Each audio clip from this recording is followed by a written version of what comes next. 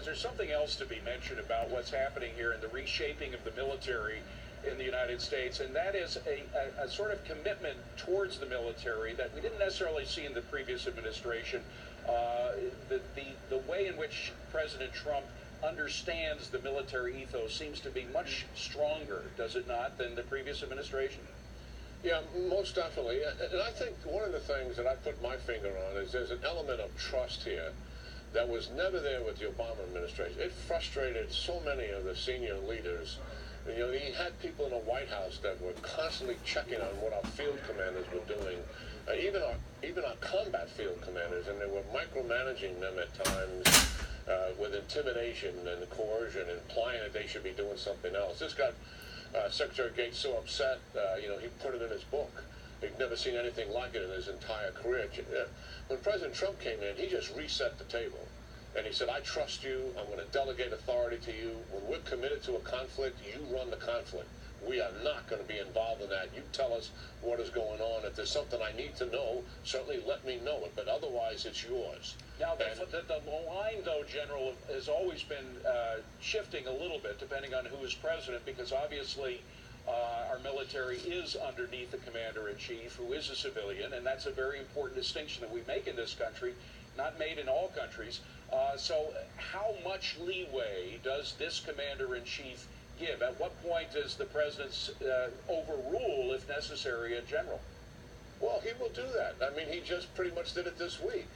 You know, he received the plans for Afghanistan. He was not satisfied with them. And he's told them, listen, I want you to go back and take another look at this thing. I don't want you to repeat the mistakes of the past by the previous administrations. We've been at this war for 16 years now. Yeah. So that is refreshing. That is exactly what a commander-in-chief should be doing when he's overseeing the military. The military guys are great guys, and we respect them. I spent almost 40 years doing this myself, but we're human beings. And we need oversight just like anybody does, and we welcome that oversight. On the other hand, it's a two-way street, and I think of the case where virtually every general in the Pentagon was advising President Obama not to withdraw almost fully all of our forces in Iraq a few years ago, and he did so anyway, and many people say that the vacuum left after our troops left was part of the cause of ISIS. Oh, yeah, there's no doubt about that, and it's sad to say. And also in Afghanistan, when Generals Petraeus and McChrystal recommended to him the force level needed to win in Afghanistan, he gave them 25% less and then pulled it out in 15 months, guaranteeing the protracted war that we're not winning now. That was done by a commander-in-chief who made that horrifically bad decision. How will Donald Trump deal differently with the war against terrorism than previous presidents? Well, first of all, he's committed to winning it. That was step one. We've never had even that statement made before. And he's also taken a whole of government approach in it, not just the military.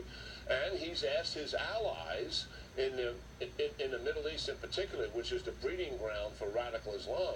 Remember, in that historic speech he made with 55 national leaders there, he told them, I need you to drive the radicals out of your mosque, out of your school centers, where they gather. I need you to stop funding them. You have people in your countries who are supporting them. Stop it. And then finally he said, we, meaning the West, we cannot undermine Muslim ideology, which is so corrupted by these radicals. You have to do that. Right. You have to provide your young people the alternative.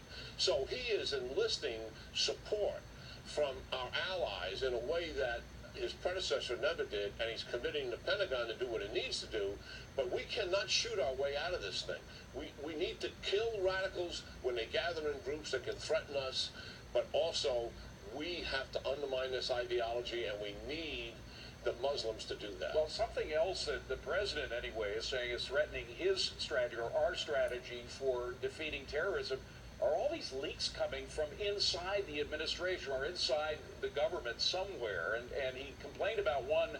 I reported on this yesterday, the fact that al-Baghdadi, one of the founders of ISIS, was still alive, and that actually was leaked out. He claims in a tweet that he came out with today that the release of that information, the leak of that information, information may have sabotaged a plan to actually kill al-Baghdadi. Do you know anything about that?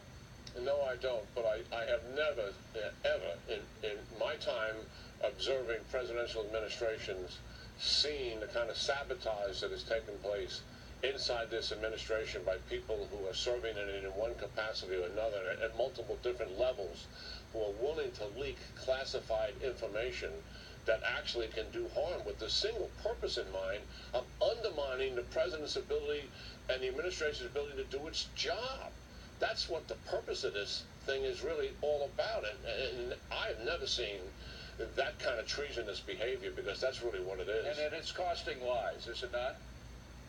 Well, I can't directly say that, but certainly when you're releasing classified information, it does impact our effectiveness, and that's why it's a crime. By the way, we are getting ready to